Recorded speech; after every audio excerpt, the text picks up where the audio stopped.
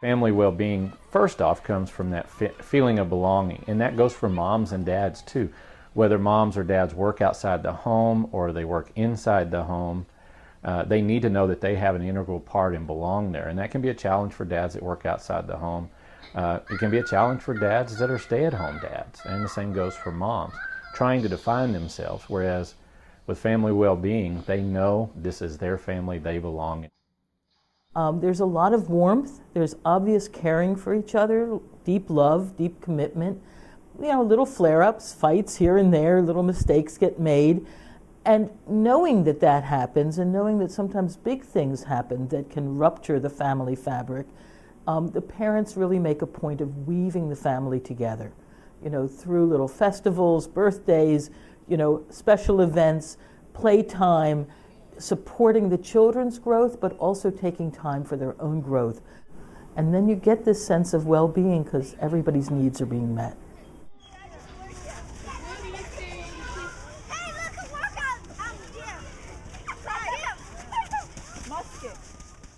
The other part about family well-being is that there's just this happiness. And I don't mean a happiness that comes from having everything you need, but a happiness of being together, coming together, being able to count on each other. Kids know that when there's a boo-boo, it's going to get kissed.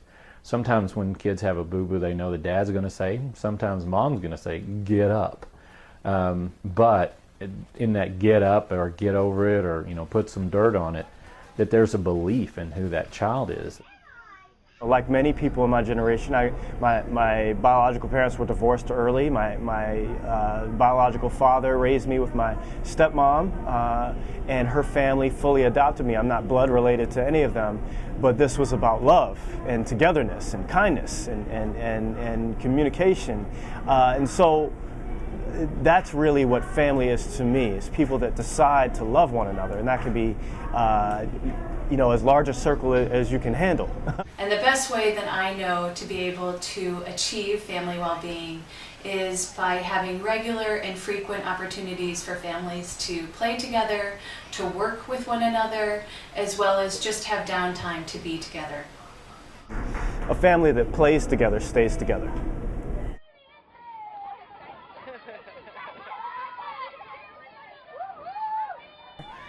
As a working parent, I can definitely speak to some of the obstacles that exist. Right now, we're sort of living in a day and age where even in two-family homes, both parents are working, and there's very little time left at the end of the day to play. When you get home from work, people are typically tired, but I think play still needs to remain a priority, both because the kids really need it and they thrive off of it, but the other thing is, as a parent, you learn to appreciate it too when you can just take a moment out the day, be spontaneous. So as much as I believe that technology can be a fun way to play, it can also be a big distraction. So my cell phone is one of the things that really gets in the way of my being fully present with my family sometimes. I'm really playing with my family. So that's definitely an obstacle I think a lot of families deal with. And so putting away technology is sometimes really important, and I really try to make space for time where there's no technology present. So no one's playing on the computer, no one's doing anything on their cell phone, and it's definitely a time for just being with one another and playing together in a way that is about interacting and not about staring at a screen. I think the speed of life, the overworked condition of the adult, the overworked condition of the child with all the homework and all the organized activities and then hours of media, I just keep thinking, if the screens got turned off, everybody would have plenty of time to play, and they'd have the energy for it. They'd start flexing their own minds and, capacities.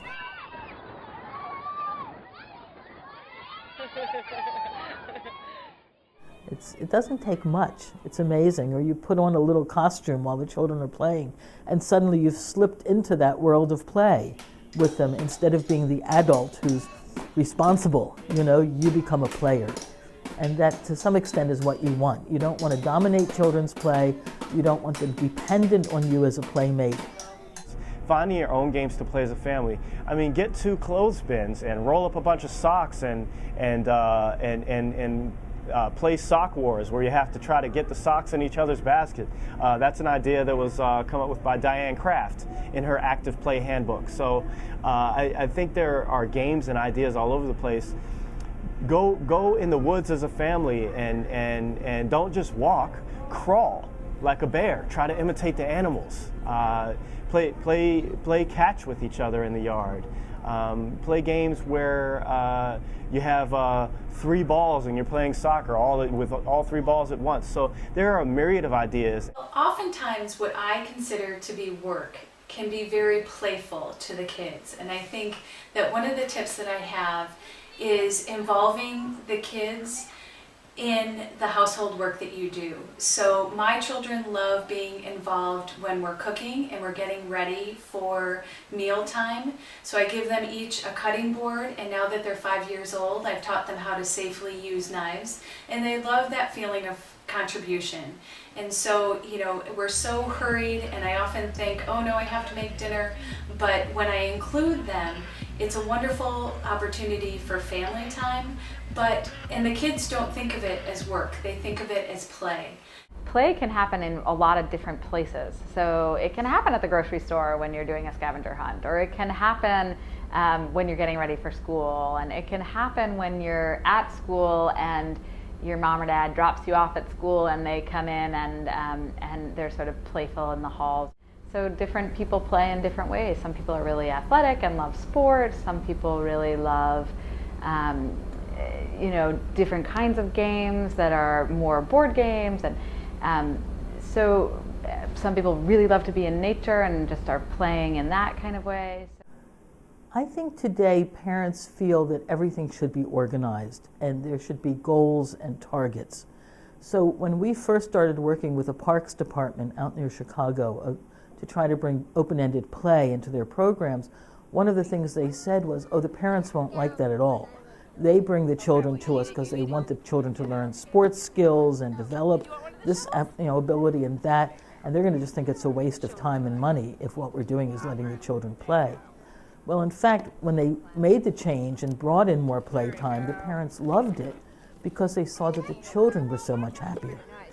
And also, the after-school director told me how the parents, for years, she would watch them come at 5 or 6 o'clock feeling quite harried, look through this big window, spot their child, come into the room, take them out real quickly. But that year, there was playtime when the parents came. And she said the parents would stand at the window for much longer and visibly relax, watching the children play, and then come in the room in a whole different mood.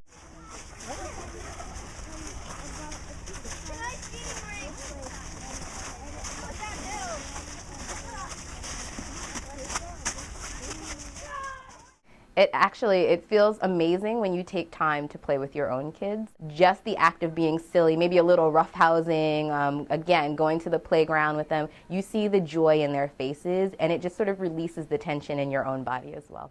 When we play together as a family, that there's a connectedness, and afterwards there's a calmness, and there tends to be, after we do a group activity, everybody kind of retreats and plays individually or reads or does something quiet individually.